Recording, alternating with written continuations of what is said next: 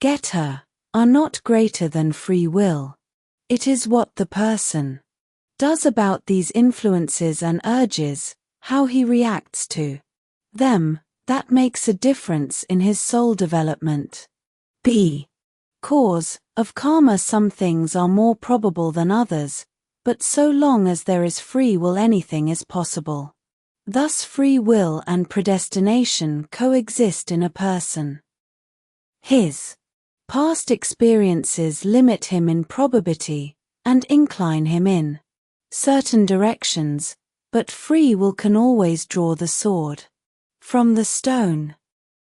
No soul takes on flesh without a general plan for the experience ahead. The personality expressed through the body is one of many which the individuality might have assumed.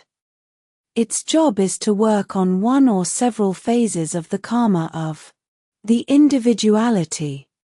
No task is undertaken which is too much for the personality to which it is assigned or which chooses it.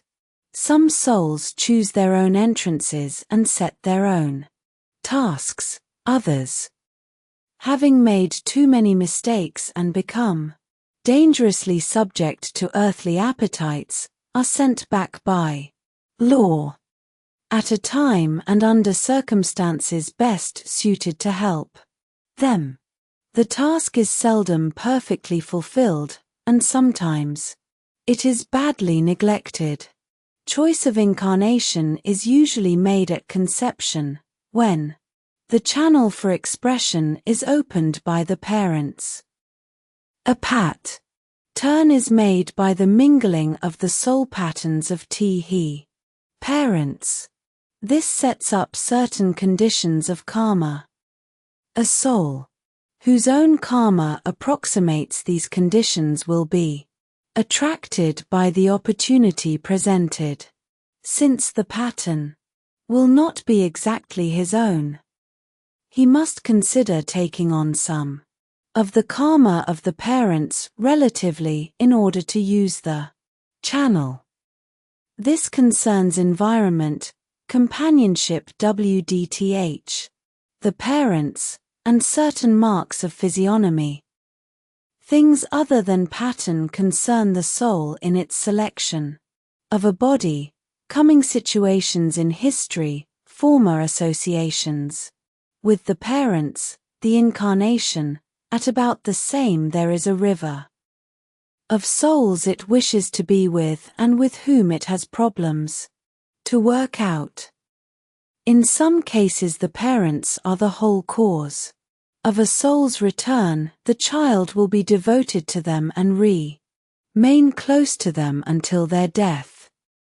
In other cases the parents are used as a means to an end. The child will leave home early and be about its business. Happy smiley. The soul may occupy the body as early as 6 months before birth, or as late as a month after birth. Though in the latter case it has been hovering over the body since birth, deciding whether or not to occupy it. Once the decision is made and the occupation completed, the veil drops between the new personality and the soul, and the earthly record of the child begins. The fact that a baby is bomb dead does not mean that it was refused as a vehicle for a soul. Just the opposite is true.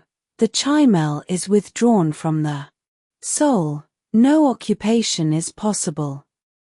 The body is formed in the womb according to the pattern made by the mingling of the life forces of the parents, each with its respective pattern.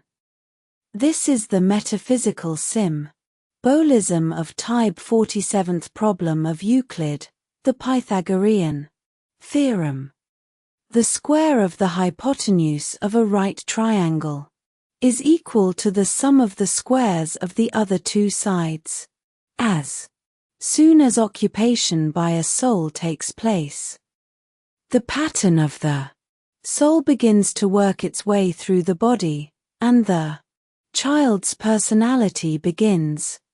The personality is a highlighted portion of the individu. Aliti, experiencing three-dimensional consciousness. The rest of the individuality remains in shadow, giving tone to the personality, urges, appreciation, tastes, avocations, and what is loosely termed charm, the background to which intuition responds. The personality is shaped by 3 or 4 incarnations. The portions of the earthly experience on which the individuality wants to work. The emotions and talents of the there is a river person reflect these incarnations. The dreams, visions, meditations, the deep, closely guarded self-consciousness of the personality is the pattern of experience among the other states of consciousness of the solar system. The intellect is, roughly speaking, from the stars. It is the mind force of the soul, conditioned by its previous experience in creation outside the solar system, and dimmed or brightened by its recent experiences within the solar system. Thus a personality is only an aspect of an individuality. A soul, deciding to experience Earth again, might assume any of several personalities, each of which would express a portion of itself. As a soul approaches completion of the solar cycle, the personality becomes more many-sided, pressing greater portions of the individuality. This is because each incarnation has less adverse karma, requiring less attention. Finally, the personality is a complete expression of the individuality, and the cycle is completed as an individuality succumbs to earthiness, abandoning intellect for emotion and emotion for sensuality. It becomes more and more one-sided. The incarnations which influence the personality reflect their patterns in the person's fee. Sometimes they mingle. A child's parents may recreate the environment of one experience, while his playmates will recreate the environment of another. Sometimes the influences work in periods. Home and childhood may recreate the conditions of one incarnation, school and college those of another, marriage those of a third, and a career those of a fourth. Usually the people and the problems of the incarnations have interlocking relationships, so that the pattern of the personality's experience is a rational development, and the problems are presented to him as he is prepared to meet them. Because the incarnations only reflect their problems, their blessings as well as their handicaps, usually there is a river. Karma of more than one can be undertaken in a single life. If the life is successful, considerable progress is made toward freedom from flesh. When a life is finished, the personality vanishes. Its pattern is absorbed into the individuality. Its record is retained, but it becomes a part of the individuality, which at all times is the sum total of what it has been, all it has thought, all it has experienced, all it has eaten, drunk, and felt through the ages.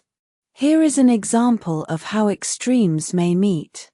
Both the atheist and the Christian seem to be right.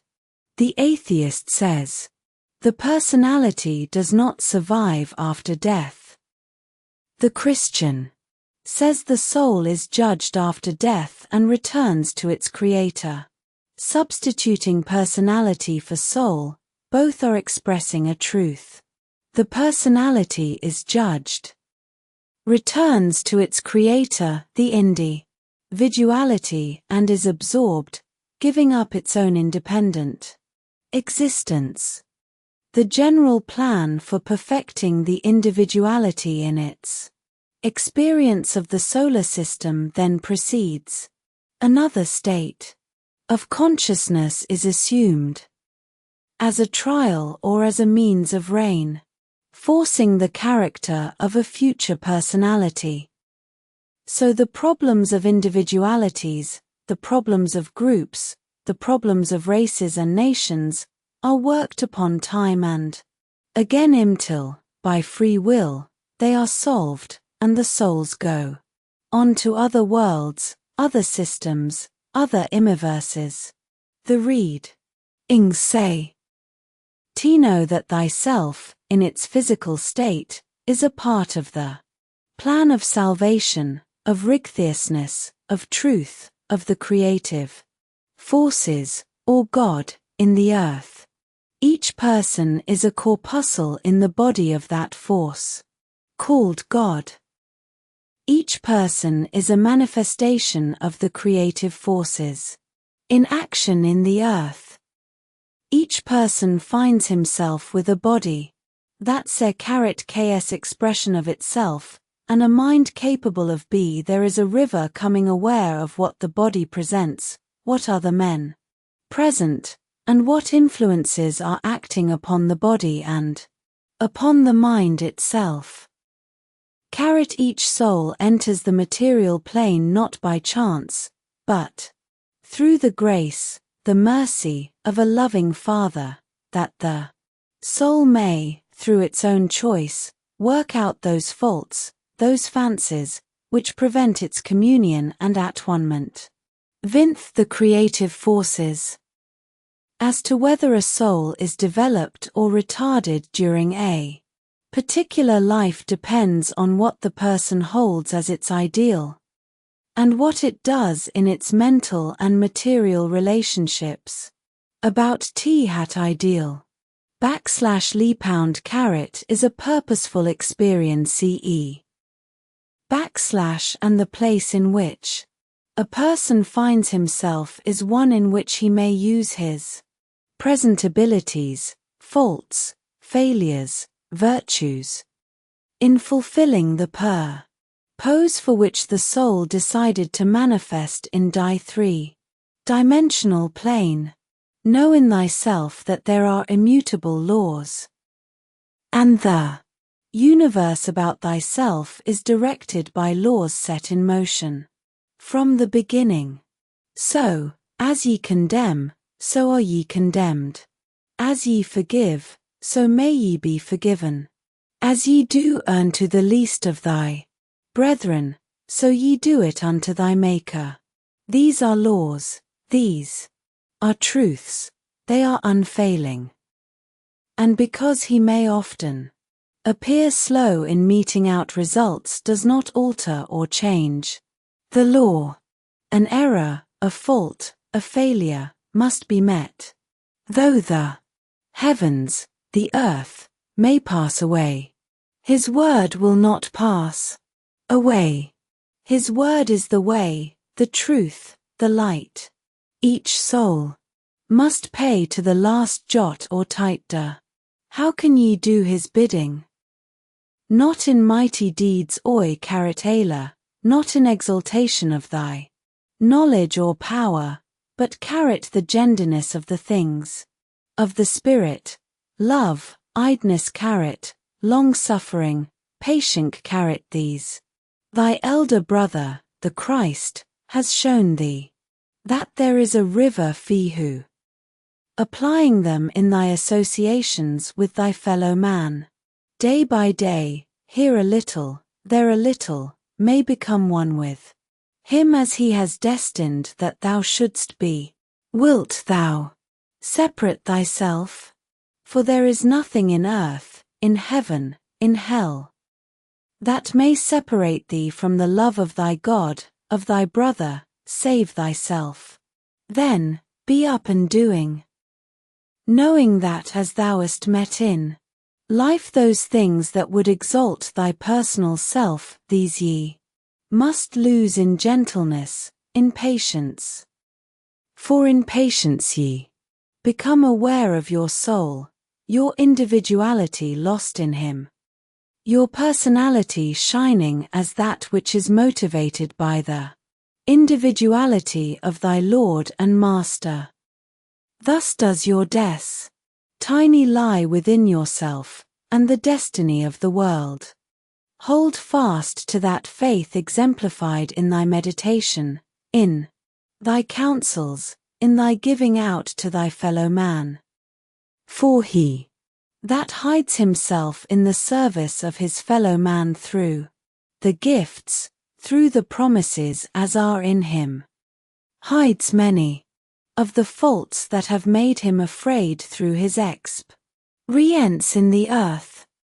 For it is not what one counts as knowledge that is important, nor what one would attain in material realms, but what one does about that which is known as constructive forces and influences in the experience of Happy Smiley, self and thy fellow man.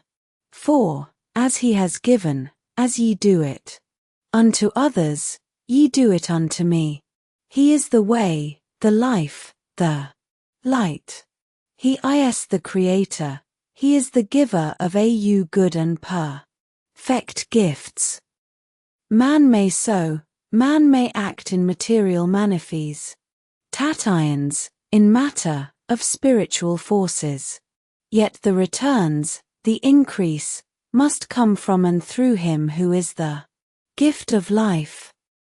It is not a consideration of where or even how the seed of truth in him is sown. For he gives the increase if it is sown in humbleness of spirit, in sincerity of purpose, with an eye single that he may be glorified in and among thy fellow man. This is the way, this is the manner, that he would have thee follow. There is a river, let thyself, then, become more and more a channel, through which his manifestations in the earth may arise. WWK to th°frr he will give thy efforts that necessary force, that necessary power, to quicken even those that are asleep in their own selfishness, in their own self-indulgences, and bring to their awakening that which will make for glorious activities in the earth. Keep, then, the faith thou hast had in him, for he is TW strengthen. Me is TNY bulwark. JTLE is TNY Gion Roman keratin. Him vo mtwf find T hat which will bring to thee, and others, FRY haniness. And that which makes men not afraid. For he is peace, not as men count peace, not as men see. Ut in that harmonious manner in which life, N of the Father in the earth, is carity. Even case histories. The 6 case histories which follow illustrate the method. Ology of the psychic readings of Edgar Cayce in diagnosing and prescribing for physical ailments and disturbances. They do not, however, give an idea of the scope of the readings. That can be reckoned only by the measure of human misery itself. Every conceivable kind of trouble has been brought to the Cayce door since that Sunday afternoon nearly 43 years ago when he first illustrated his powers of clairvoyance. Generally speaking, Edgar Cayce's patients are his friends. People invariably like him, and once they have met him, they do not forget him.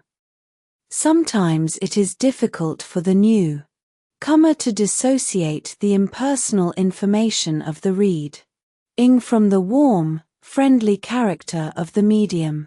This is the point which Mr. Cayce, in explaining himself, first brings up, and continues to emphasize until the listener understands. It isn't I. It isn't anything with which I have a conscious connection. But I can lead you to it. That is my function. The rest is up to you. Your attitude will govern the kind of information you get. There is a river. This participation of the patient in the experiment, by way of mental attitude, is a point which the readings themselves constantly stress. The person who desires help, and who seeks it humbly and prayerfully, as did the patient in the first of the case histories which follow, will invariably get a better reading than the cynic who wants to be shown, or the person who has lost hope and is willing to try anything as a last resort. Consequently, those who have gotten the best results from their readings are those who have realized the spiritual implications of the experiment in which they have participated. These, for the most part, have entered into the philosophical side of the work, and gained mentally and spiritually, as well as physically. Those who have gotten least from their readings are those who have treated the phenomenon as a freak or a fad, and have but haphazardly forwarded the instructions given them. Some people allow the readings to take the place of a family doctor, getting checks for everything from a bilious headache to a head cold. Others use them for emergencies, which get beyond the wisdom of their doctors.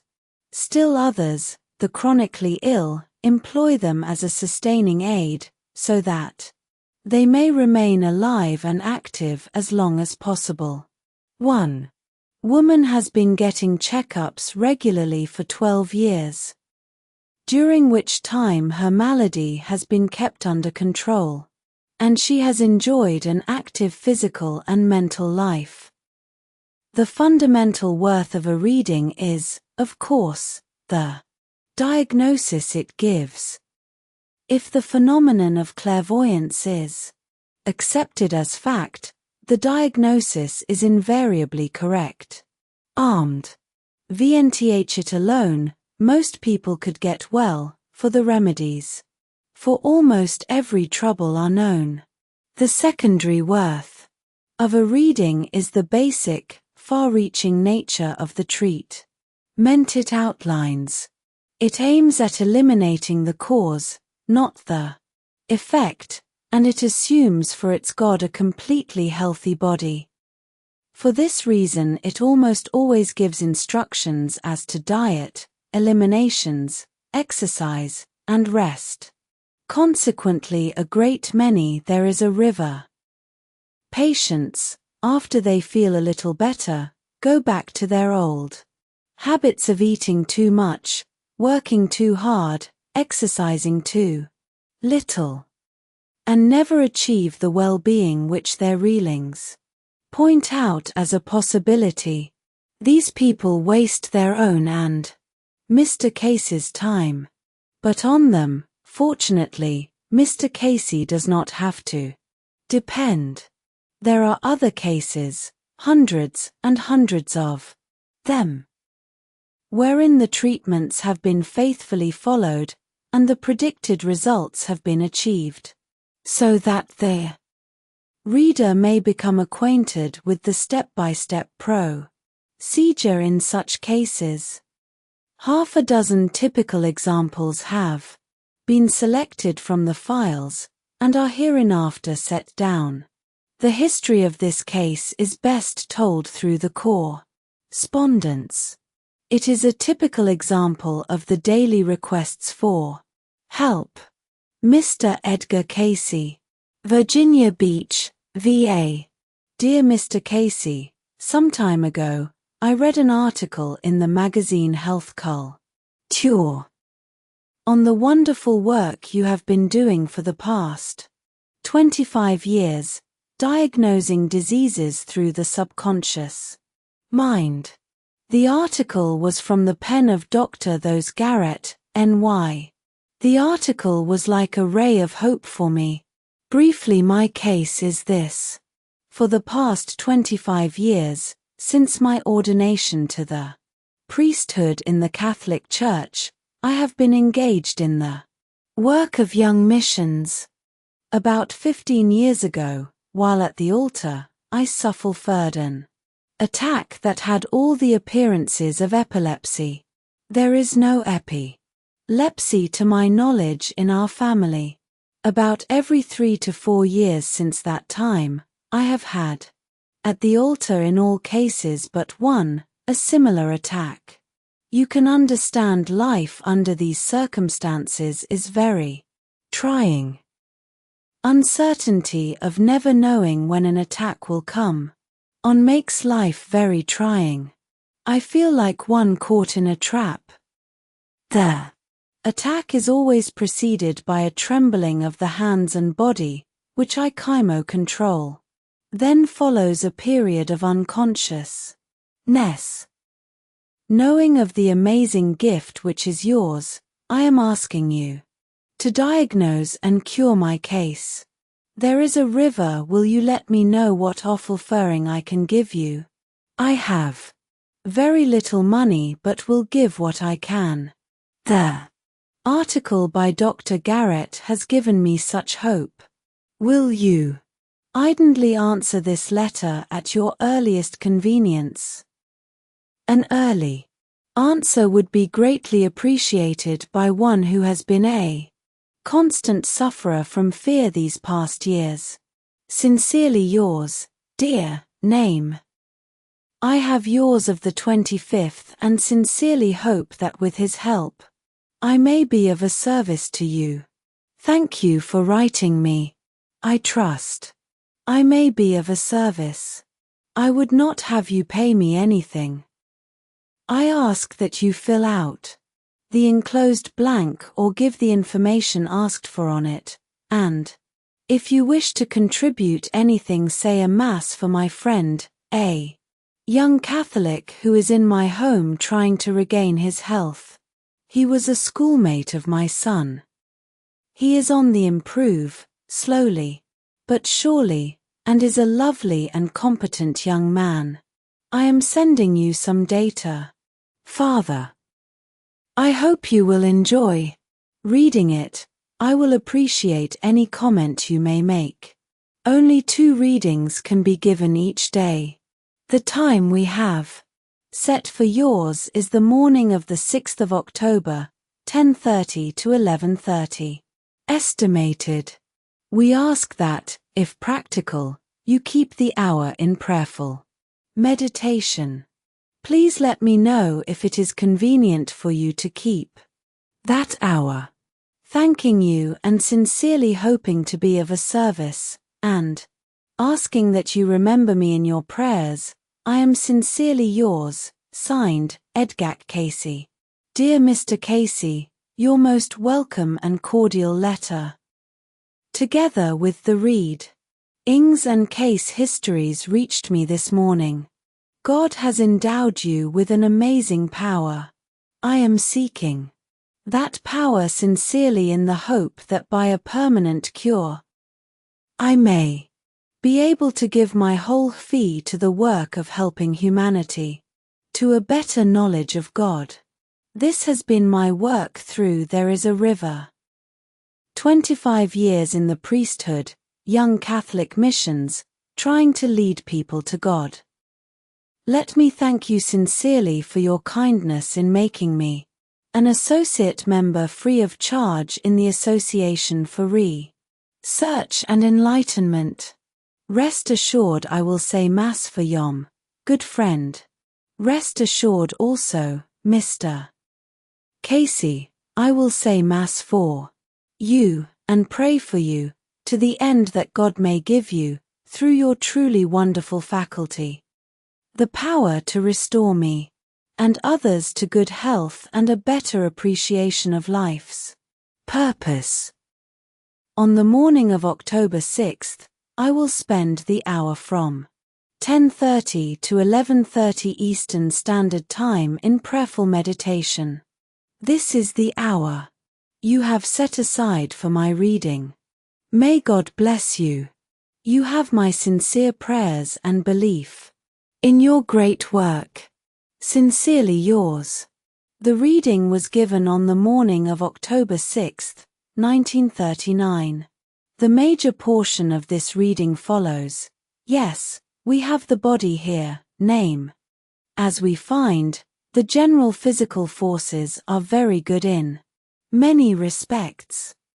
Yet there are disturbances at times which prevent the normal reactions in the body. These, as will be seen, arise TMDR conditions where strain is brought on the physical forces of the body through the very necessity of the period of consecration. This is a physical condition that, as we find, may be removed or eliminated, and thus removing from the system the causes of these disturbances. Also removing the necessity or cause for fear of any nature in relationship to same. In times back, there were periods when there was a depletion of the physical forces through the lack of supplying full nutriment to the system.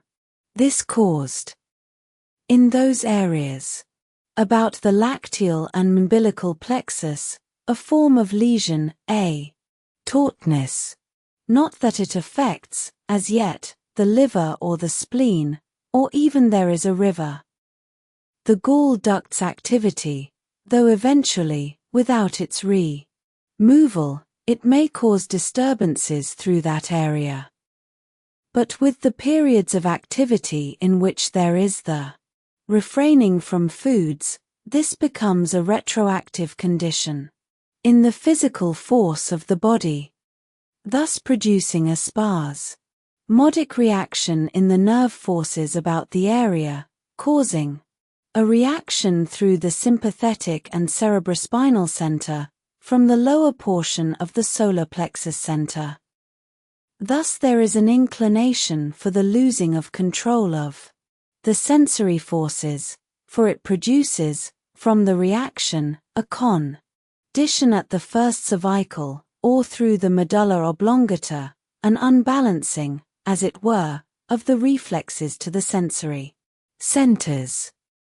This, as we find, also produces in the general elimination system the inclinations at times for the lack of proper or full eliminations.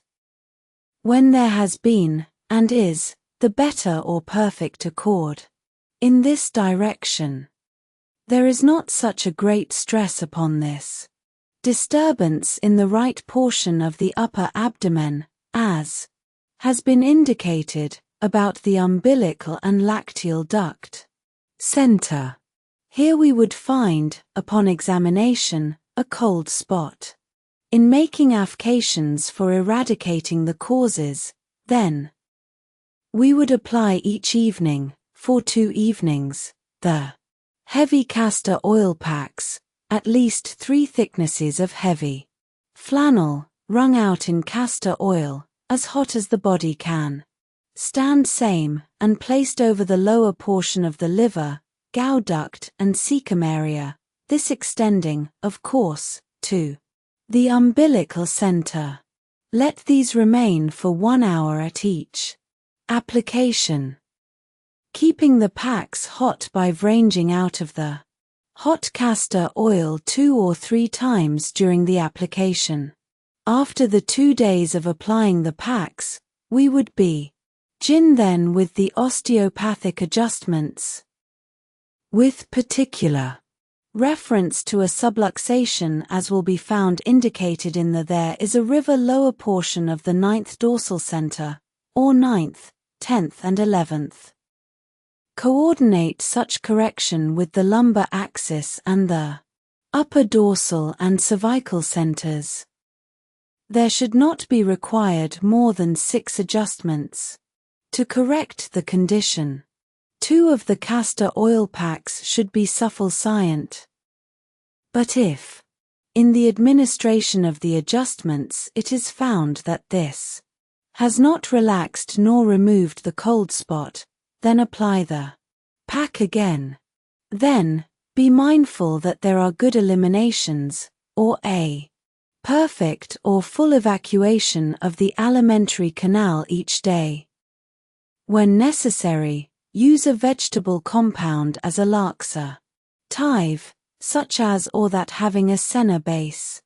These done, in the manners indicated, will eradicate the causes of the disturbance and produce throughout the physical forces of the body a better and a nearer normal reaction.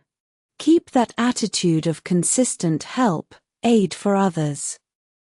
This is in keeping with the purposes, the desires, the heart of the entity. We are through for the present.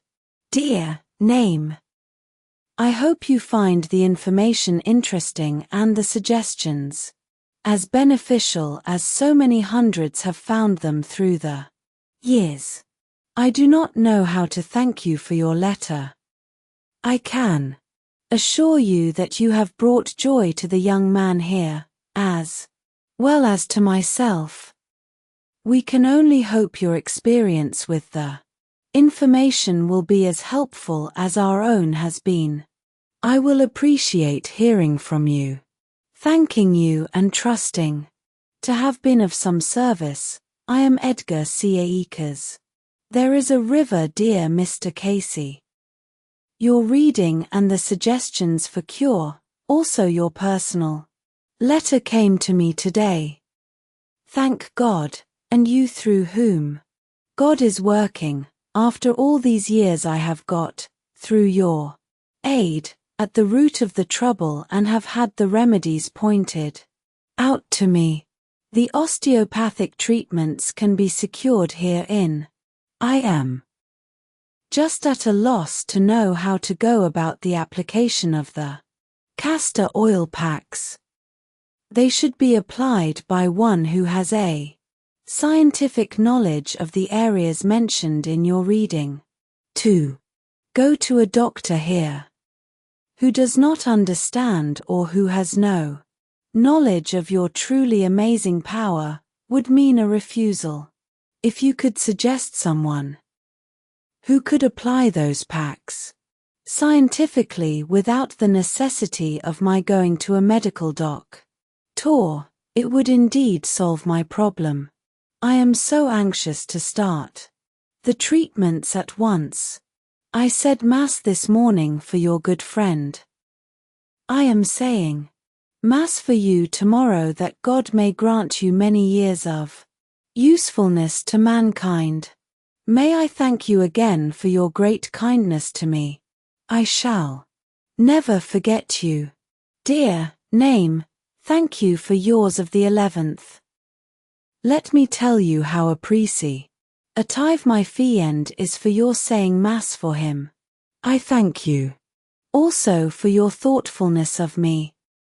Now don't think you have need to be disturbed about the castor oil packs. You can apply them more scientifically than anyone else. This is what you do. First get a large piece of flannel, such as part of a blanket. Have it sufficiently large so that, when folded 3 times, it will cover the area from the lower portion of your right rib to the point of the hip on the same side, and to the center of the abdomen and half round the right side, to the spine. Heat sufficient oil so that you can wring the folded cloth out in it. When the oil gets very warm, it is messy. Then, after wringing out the flannel in the oil, apply it directly to the re is a river body. Have other cloths and a piece of oilcloth to cover the flannel, so at it may not spoil the bed clothing. Apply it as warm as you can stand it. Then turn on your electric pad, and lie still for the time indicated. I am sure you can do this. Where this treatment has been recommended, it has been most effective, and I am sure it will prove so for you. When you are ready to take the oil pack off, sponge the area covered by oil with a little warm soda water. This cleanses very nicely. If I haven't been explicit enough, please don't hesitate to ask me about it. You know I will be anxious to hear how you come along with the osteopath. We can give the osteopath many references here in the States, if he wishes them. Thank you again. I hope that I have been of help in his name. Dear Mr. Casey, I am so happy to report to you that I have taken the treatments indicated in your reading for my case. Today I finished my 6th osteopathic treatment. The osteopath thinks several more adjustments are necessary to fully restore my body to complete normalcy. My Christmas greetings to you are these. May God spare you many more years to carry on the good work. I am deeply grateful to you for your kindness. I am sure as I read, and I do often, your letter, my reading, that now I can go on in the full hope that there will be no reoccurrence of the attacks that have made each day an uncertain problem. Since I began this letter, I have received your lovely Christmas greeting. God bless you with continued health and usefulness. Merry Christmas to you and your family and a Happy New Year. Dear name, thank you for yours of the 18th. To feel that I may have been privileged to be the channel for some help or aid to you, there is a river is indeed a real Christmas to me, and I can only give humble thanks for this opportunity. I sincerely hope you took sufficient of the oil packs to break up the adhesions which were described as the basis of the trouble. With this accomplished, the adjustments from the osteopath will really be more helpful. I am enclosing 2 pieces of work by my friend. He is still with us and is looking forward to having his wife and baby with him tomorrow through Christmas Day. He is very happy about this, to be sure. Slowly but surely he is improving. And if it be his will, he will continue until he is again in normal health. He is capable of making so many people happy through his work. Thanking you for your prayers and blessings, and wishing that all that is good and true be yours, I am Edgar Casey. On April 25, 1941, a request was made for a report on the case. The following letter was received with the case report. Dear Mr. Casey, I am just in receipt of your letter. Let me state that I am sure my cure is permanent. To say I am grateful to you is only half stating my feelings. I pray for you daily that God may extend your life into many years to be of service to mankind. I did not write chiefly for 2 reasons. First, I wished the element of time to prove my cure was permanent. Second, I was engaged in war work that precluded many times the possibility of correspondence.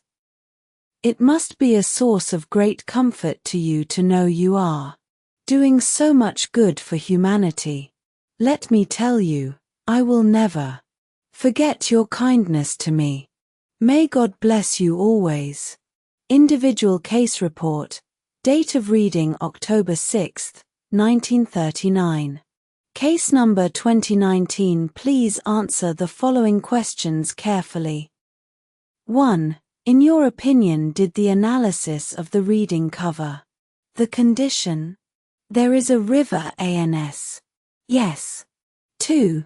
Give symptoms of the condition described.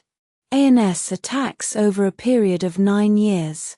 These attacks looked like epilepsy. They occurred about twice a year for the period stated above. 3. What was the physician's analysis of this condition? ANS attacks had all the appearances of epilepsy. 4. Have the suggestions given in the reading been followed exactly as outlined? ANS. Yes. 5. For how long? ANS. For the period stated in the reading. 6. Describe the extent to which improvements have resulted. ANS complete cure, as far as I can judge, after the lapse of almost 2 years. ANS. I wish to state my deep gratitude to Mr. Casey. Date April 28, 1941. Signed, name. This case is not presented with the idea of furnishing additional proof of the accuracy of the physical readings. 4. Much of the information regarding the condition was given in the letter requesting the reading. Yet, detailed conditions described in the reading which were not given in the letters. Chymo be ignored. 1. Bad eliminations. 2. A cold spot about the umbilical and lacteal duct center. 3. Subluxar. Tie-ins of the 9th, 10th and 11th dorsals.